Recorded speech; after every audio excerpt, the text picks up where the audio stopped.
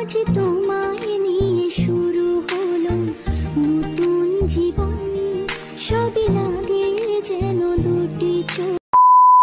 আজ আমরা দুজনে মিলে গেলাম বাজার করতে, কিন্তু আমরা যে এইভাবে ঠকে যাব সত্যি আগে ভাবিনি। আর হঠাৎ করে এত কান্নাকাটি কেন করছি আমি সব কিছুই বলবো তোমাদের আজকের এই ব্লগে। হ্যালো এভরিওয়ান, আমি নেহা চলে এসেছি নতুন আরও একটা ব্লগের সাথে।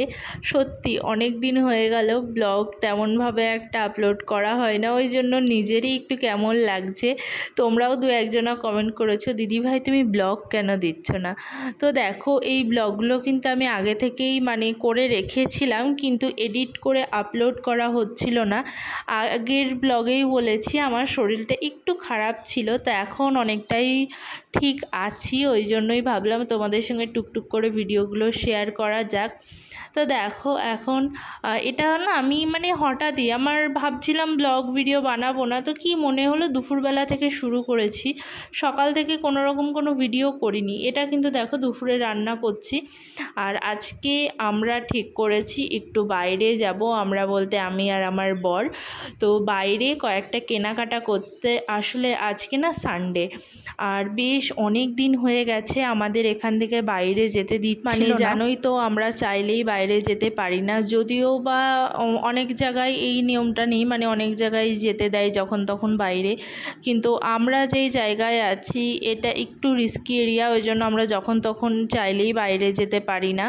তো এখানে একটু প্রবলেম হয়েছিল, ওই জন্য কিছু দিনের জন্য না বন্ধ ছিল বাইরে যাওয়া, বেশ অনেক দিন, প্রায় 15-16 দিন হয়ে গেল।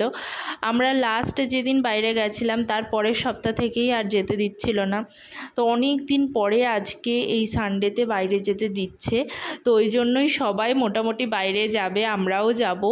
আর সবথেকে বড় কারণ আজকে বাইরে যাওয়ার, আসলে আমি কয়েকদিন ধরেই নাচ প্র্যাকটিস করতে যাচ্ছি, তোমাদেরকে তো বলেইছি।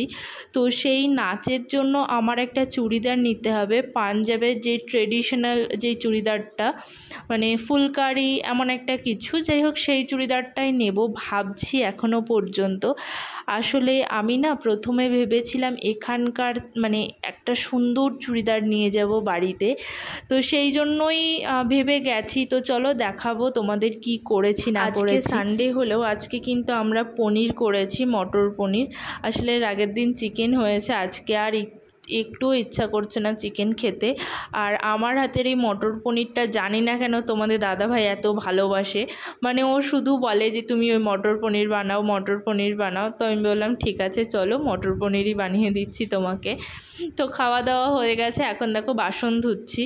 আর যদিও বা বাইরে যেতে দিচ্ছে এতদিন পরে, কিন্তু 6টার আগে আমাদের চলে আসতে হবে। আর এখানে 6টা তখনও রোদ থাকে। আগেও বলেছি এখানে কিন্তু সন্ধ্যা 6টার সময় অনেকে জামা কাপড় ধুয়ে বাইরে মেলতে দেয়, এতটাই রোদ থাকে। তো আমাদের যদি 6টার আগে আসতে হয়, মোটামুটি 3টের সময় বাড়ি থেকে বেরোতে হবে। আর এখন কিন্তু বাজে মোটামুটি ওই 1:45 মতো। তো ভাবলাম বাসনগুলো ধুয়েই যাই, তোমাদের দাদাভাই ওদিক থেকে তাড়া দিচ্ছে তাড়াতাড়ি করো। আমি তো রেগে গেছি, আমি বলছি আমি যাব না অত তাড়াতাড়ি করে, এখন যা রোদ বাইরে কোনো রকমভাবে বাইরে যাওয়ার কোনো কথাই হয় না। আর বাড়ির ওইদিকে তো সবাই বলছে রোজ বৃষ্টি রোজ বৃষ্টি, কিন্তু এই দিকে কিন্তু একদমই বৃষ্টি নেই। জানলা দিয়ে তোমরা হয়তো খেয়াল করবা কি পরিমাণে বাইরে রোদ। আমি তো সারাদিন তেমন একটা বেরোই না, ওই জন্য একটুও রোদে বেরোলে না আমার খুব বেশি অসুবিধা হয়। বলতে পারো আমার দিনের বেশিরভাগ সময়টাই কাটে রুমের ভেতরে, আর বাইরে গেলেও কিন্তু আমি 8:30-9টার সময়ই যাই। এখানে না তুমি রাত 12টা 1টা 2টো পর্যন্তও চাইলে বাইরে থাকতে পারো, কোনো রকম কোনো চিন্তা নেই, একদম নির্ভয়ে তুমি বাইরে বসে থাকো। এমন অনেক হয় যে আমার ওপরের 2টো দিদি আছে, আমি আমরা এই 3জন মিলে বাইরে হয়তো 12টা 1টা পর্যন্ত বসে বসে গল্প করি। যেদিনকে এমন হয় যে 3টে বরই আমাদের 3জনের হাজব্যান্ডই কোনো কাজে লেট হয়ে আসছে, তো এখানে ওইসব চিন্তা নেই, কিন্তু দিনের বেলা বেরোনোটা অনেকটা চাপের।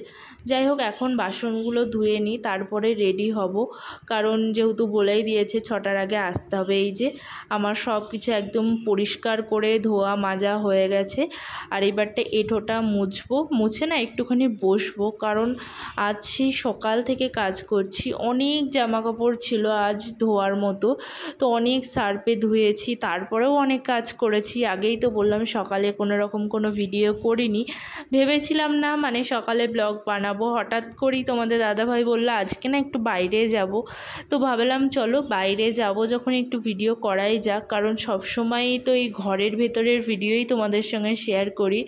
কিন্তু বিশ্বাস করো আর বেশি দিন না, আর মাত্র কিছুদিন, তারপরেই আমরা বাড়ি যাব। তো তখন বাড়িতে গিয়ে বাড়ির ঘরের ভিডিও শেয়ার করব। এই ঘরগুলো হয়তো তখন আর তোমাদের দেখাতে পারবো না, মানে হয়তো আর কোনো দিনই এমন ঘরে আসতে পারবো না।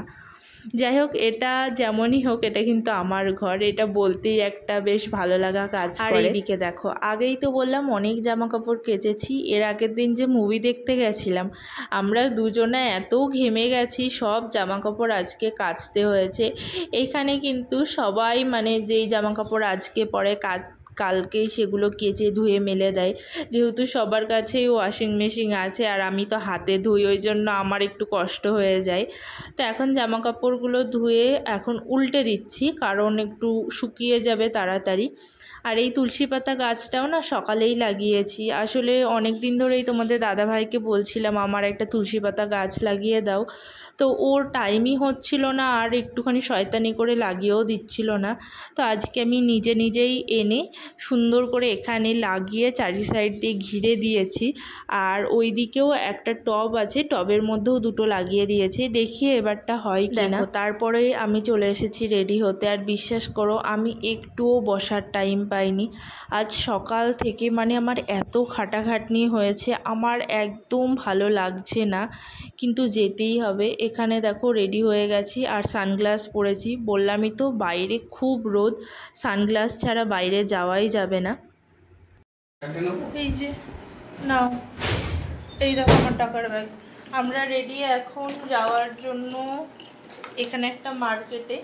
তো আসলে এসে থেকে আমরা ওই মার্কেটটা এখনো পর্যন্ত যাইনি, আর ওখানে নাকি বেশ কম প্রাইসে ভালো ভালো জিনিস পাওয়া যায়। প্রাইস কেমন এখনো পর্যন্ত জানি না, কারণ বললামই তো আমরা এখনো যাইনি। তো চলো এখন যাওয়া যাক, যা গরম বাইরে।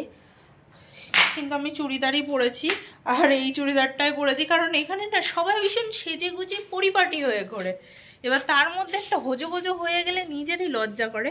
বাইরের জামা কাপড়গুলো তুলে নিয়ে আসি, কারণ আস্তে আস্তে কটা বাজবে জানি না। ওই কটা বাজবে আসতে? কটার আগে? তাহলে জামা কাপড় থাকবে না তুলে নিয়ে যাব? বৃষ্টি হচ্ছে না, কিন্তু তখন রাত হয়ে গেলে বাইরেই মেলা থাকবে নাকি? চলো আমরা যাই, নিয়ে নাও ব্যাগে।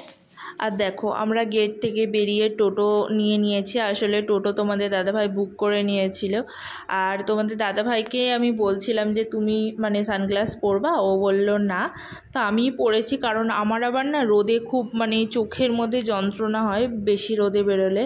আর এখন কিন্তু 3টে বাজে, দেখতেই পাচ্ছ বাইরে কত রোদ। আর এই যে আমরা চলে এসেছি মার্কেটে, এটার নাম হচ্ছে হল মার্কেট।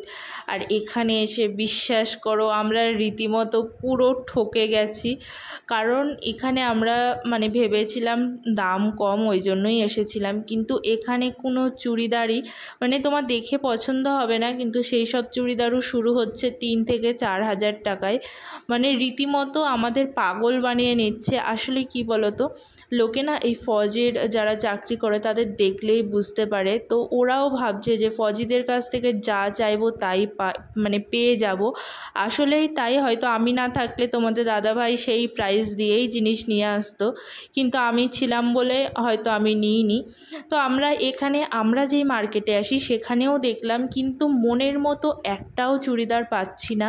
আর যাও বা পাচ্ছি সেগুলো কম করে 7 থেকে 8 হাজার টাকা, মানে এত পরিমাণে প্রাইস বেশি, কি আর বলবো। তো 7-8 হাজার টাকা দিয়ে চুড়িদার নেওয়ার মতো আমার মনে হয় না আমাদের অবস্থা। কলিং বেল কেন বাজালে? কেউ থাকলে তুমি তালা খুলছো কেন? বাইরে থেকে তালা লাগানো থাকলে ভেতর থেকে সে কি করে দরজা খুলতো?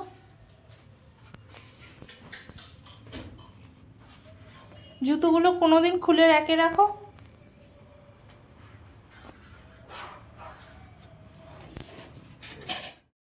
তো আমরা আবার রুমে আসার পরে গেছিলাম এর ভেতরেই, যেই আমাদের এখানে একটা মার্কেট ঠিক না, মানে আমাদের ভেতরেই দোকান থাকে, বাইরের দোকানই এখানে এসে বসে একটা জায়গায়। তো সেখানে গেছিলাম, সেখান থেকেই একটা চুড়িদার নিলাম ফাইনালি। বাইরে এত ঘুরে ঘুরে আমরা একটাও চুড়িদার নিইনি, কিন্তু আমি এখানকার জুতি নিয়েছি, যেগুলো হয় পাঞ্জাবি জুতি। তো এতদিন আমি এখানে আছি, কিন্তু আমি এখনও পর্যন্ত নিয়েছিলাম না, তো আজকেই একটা নিয়েছি। আসলে আমার না আমি একটু খুঁতখুঁতে মতো, আমার মনের মতো না হলে সেই জিনিসটা আমি নিতে চাই না। তো আজকে একটা জুতো আমার মনের মতো হয়েছে, কিন্তু চুড়িদার একটাও মনের মতো হয়নি। দেখি বাড়ি যাওয়ার আগে ভাবছি একটা সুন্দর দেখে চুড়িদার নেব এখান থেকে। আজকে যেটা নিয়েছি সেটা হচ্ছে এখানকার ট্রেডিশনাল যে চুড়িদার, মানে স্টোন ওয়ার্ক না, ওটাকে বলে ফুলকারি না এমনই একটা কিছু নাম হবে, যাই হোক অতটাও আমার ভালো করে মনে নেই। তো এখন দেখো বাড়ি এসে ফ্রেশ হয়ে পপকর্ন বানাচ্ছি। আর সত্যি বলতে এই টাইমটায় না আমার এত কান্না পাচ্ছিল, আর কি বলবো, কারণ আজকে আমি সারা দিন একটুও বসিনি। আর মাঝের মধ্যে না দেখবা খুব মনে মনে একটা খারাপ লাগা কাজ করে। তোমাদের দাদাভাই এসে বসে ফোন দেখছিল, ওকে হয়তো আমি বললে কাজ করতো, কিন্তু মাঝের মধ্যে আমার মনে হয় ওরও বুঝে নেওয়া উচিত। যদিও বা ও কিন্তু আমার কাজ করে দেয়, কিন্তু জানি না কেন আমার মনটার ভেতরে অদ্ভুত একটা খারাপ লাগা কাজ করছিল। তো এই টাইমে এসে আমার মনে হচ্ছিল আমি একটু কান্না করি। যাই হোক অনেক করে সামলেছি নিজেকে। তারপরে তোমাদের দাদাভাইয়ের জন্য পপকর্ন ভেজে চা করে আমি এসেছি সন্ধ্যা দিতে। আমার গোপু সোনাদের পুজোটা দিলেই মনটা একটু ঠিক লাগে, তাছাড়া সব সময় মানে মন খারাপ হলে অন্য কিছু যতই যা করি মনটা হালকা যেন আর হয়ই না। তো আমি কিন্তু চুড়িদারটা বানাতে দিয়ে আসিনি, কালকে বানাতে দিতে যাব। আর জুতিটাও তোমরা যদি দেখতে চাও কমেন্ট করবা, এর পরের ভিডিওতে আমি চেষ্টা করব তোমাদের সঙ্গে শেয়ার করার। আর এরপরে কিন্তু আমি শুয়েছিলাম, আর কোনো ভিডিও করিনি। আর এখানে দেখো এই যে আমাদের এই 7টা ঘোড়ার ফটো, এই ফটোটা লাগালে আমি জানি না কি হয়, কিন্তু তোমাদের দাদাভাই ফোন দেখে নিয়ে এসেছিল নাকি শান্তির প্রতীক। যাই হোক এইটা দরজার ওপরে লাগানো ছিল, কিন্তু ও আবার খুলে এই দিকটায় লাগিয়ে দিচ্ছে। আর এখন দেখো 11:15 বাজে, আমি গাটা ধোবো, কারণ এখানে ভীষণ গরম পড়েছে কিছুদিন ধরে, মানে এতটাই গরম আর বলে বোঝানোর মতো না। ও এখন গা ধুতে যাবে, তো ও আসুক, তারপরে আমি স্নানটা করে ঘুমাবো। তো অনেকক্ষণ ধরে অনেক বক বক করলাম তোমাদের সঙ্গে, আর ভিডিওটাও কিন্তু বেশি বড় হয়নি।